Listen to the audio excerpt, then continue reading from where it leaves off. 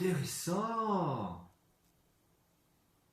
Très intéressant. Ah, vous êtes encore là. Mon fidèle équipage. Bienvenue à vous. Bienvenue pour notre 19e escale, plein cœur des Caraïbes. Alors, comment allez-vous? Bon, je vous remercie tout d'abord pour tous les travaux que vous m'avez fournis. Les mathématiques, la recette du gâteau au chocolat, vous m'avez bien aidé, et aussi le bon travail que vous faites sur Toby Lolness. Vous aurez toutes les corrections et les explications, comme d'habitude, sur le Padlet. Et puis, aujourd'hui, on va reparler un petit peu de la carte au trésor, Nordilmap, et les indices de Parélie. Alors moi, je vous avoue que je n'avais pas tout compris. Heureusement, vous avez là aussi été là pour m'aider. On en reparlera à la fin de cette vidéo. Mais alors, tout d'abord, ce que je vous propose, c'est de commencer par une petite histoire. Petite histoire de Jojo et Raymond. Vous vous souvenez de Raymond et Jojo qui avaient la petite habitude au café Lolipo?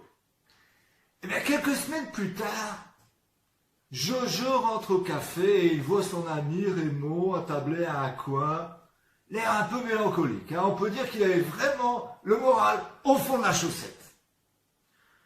Jojo va voir son ami, ça va, Raymond?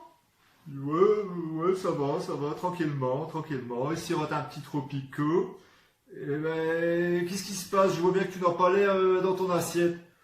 Oui, je t'avoue, en tant qu'écrivain, j'ai un peu de mal à trouver un sujet pour écrire, une histoire à raconter. Ce qu'on appelle l'angoisse de la page blanche. Jojo, il se souvenait quand même que son ami Raymond lui avait tiré une sacrée épine de la claquette quand il lui avait lancé ses petits défis. Ça lui avait permis d'écrire 2 livres, La disparition et les revenantes. Alors Jojo n'est pas un ingrat et s'est dit je vais aider un petit peu mon ami, on va essayer de dépatouiller un petit peu l'histoire. Alors il discute. Aujourd'hui, qu'est-ce que tu as fait? Rien de spécial. C'est bien, ouais, fait un peu chaud en ce moment, fait un peu chaud. Mais il t'est rien arrivé? Oh, si, ce matin en fait il m'est arrivé une histoire vraiment géniale. Vas-y, raconte, c'est peut-être le début d'un livre, une histoire géniale. Oui, si tu veux, oui. Qu'est-ce qui s'est passé? Je prenais le bus pour aller déjeuner. Ah ouais, bien. Qu'est-ce qui s'est passé dans le bus? Ouais, il y avait un petit peu de monde, on était un peu serrés, comme des sardines. Ah ouais, d'accord. Et ensuite, c'est quoi ce qui t'est arrivé d'extraordinaire, de génial? Il y avait un gars à côté qui n'arrêtait pas de gueuler, on va dire. Il criait sur son voisin, il accusait de lui avoir marché sur les chaussures. Ah ouais, bien. Et ensuite, il a vu une place libre, il est allé s'asseoir. Ouais. Écoute Raymond, ton histoire elle est vraiment bien, je la trouve effectivement moi aussi assez incroyable, ça n'arrive pas tous les jours des histoires pareilles. Mais je trouve qu'il manque un petit peu de peps à ton histoire, un peu de précision. Alors, je ne sais pas moi, qu'est-ce que tu pourrais y ajouter pour être plus précis, toi qui aimes bien les mathématiques Raymond. Pourquoi tu ne nous la racontes pas en y ajoutant un petit peu de chiffres, un petit peu de nombres, des choses qui pourraient permettre d'être un peu plus précis dans ton récit? Réfléchis. Ah ouais, je crois voir comment on pourrait la raconter. Ce matin, j'ai pris le bus numéro 122 pour aller au travail. Le bus était bondé. Il y avait environ 87 personnes. J'ai vu monter un homme avec un chapeau et un cou extraordinairement long de 86 cm. Cet homme paraissait énervé. Il a multiplié les altercations avec les autres personnes. Il a reproché à l'autre de lui écraser les pieds. Pointure 42. Et puis d'un coup, il a vu une place qui se libérait, 4e rangée, 2e fauteuil sur la droite. Il est parti s'asseoir. Et ben voilà! Elle est déjà beaucoup plus intéressante ton histoire. Bon, disons que tu vas toucher un certain créneau, tu ne vas pas non plus atteindre le grand public. D'ailleurs, pour atteindre le grand public, pourquoi est-ce que tu ne la racontes pas d'une manière un peu plus populaire, hein, avec un petit argot de la rue, comme quelqu'un qui est au travail, qui sera un petit peu énervé et qui verrait la même scène? Alors là, Raymond réfléchit, dit populaire, énervé. Je crois voir comment je pourrais raconter.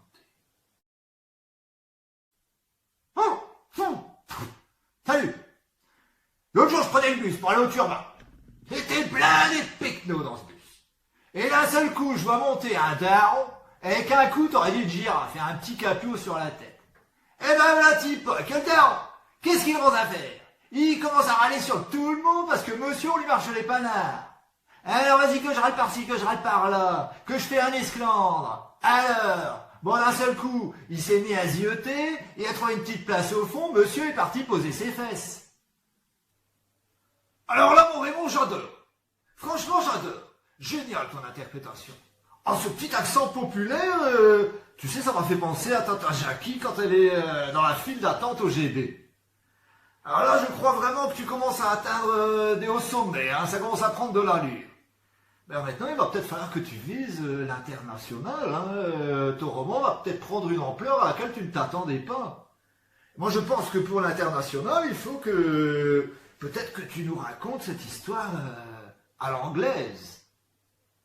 Raymond, il dit oui, à l'anglaise, mais tu sais, je ne maîtrise que très moyennement l'anglais. Hein, mais à l'anglaise, je crois voir comment je pourrais raconter. Hi!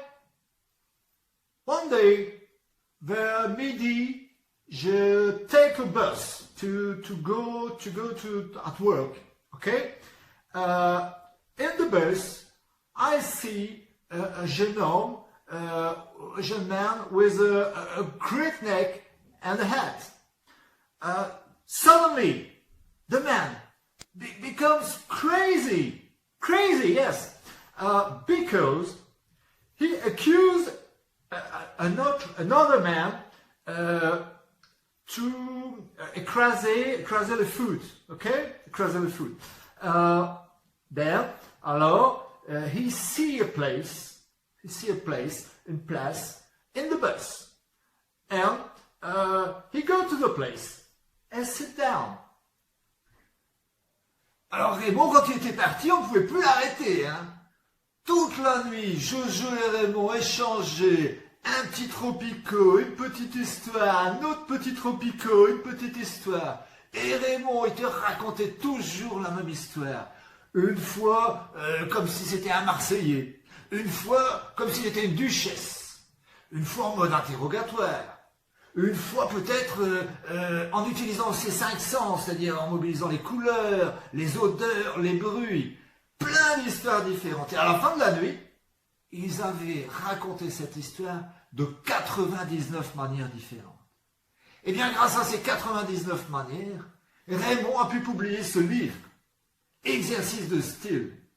Une histoire, la même histoire, banale, tu le reconnais, écrite de 99 manières différentes.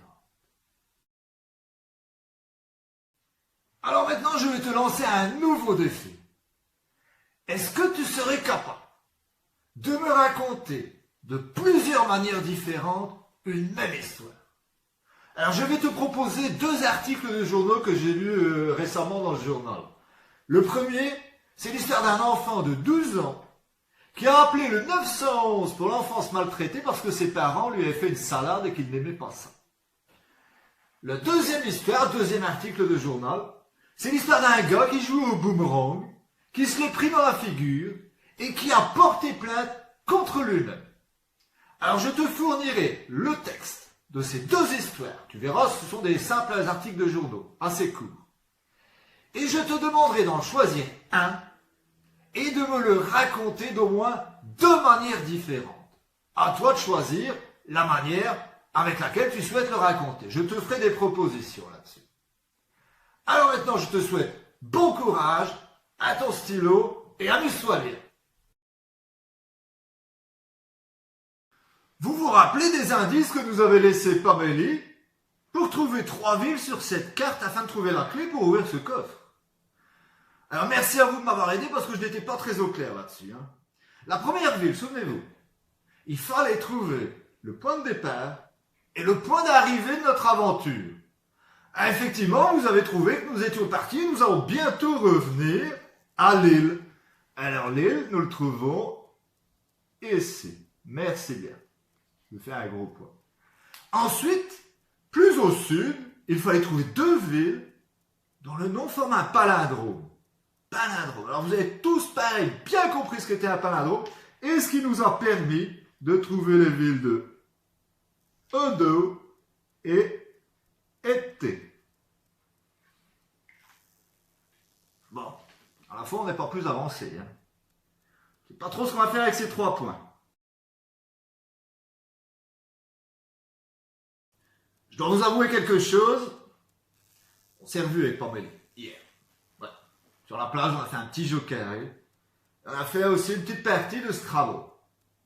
Et en partant, il m'a dit, bah écoute, Cristobal, ton deuxième indice, je te l'ai laissé sur cette partie de Scrabble. Alors encore une fois, il va sûrement falloir que vous m'aidiez un petit peu parce que je vous avoue que je ne vois plus très clair à travers mes lunettes. Hein. Donc je vais vous donner ce plateau de Scrabble, à vous de retrouver le message secret qui s'y trouve. Vous êtes prêts à m'aider ?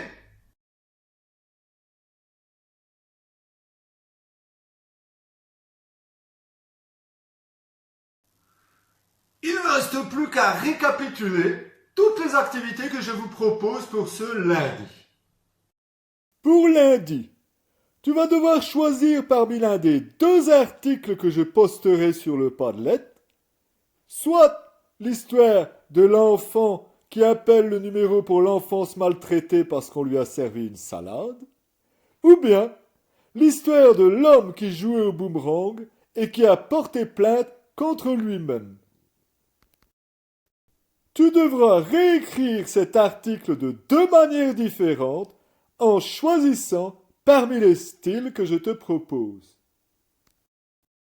Pour lundi également, je te propose un nouveau petit défi maths que tu vas pouvoir réaliser seul ou bien en famille. J'espère que tu pourras aussi m'aider à découvrir le message secret qu'il y a caché sur ce plateau de Scrabble.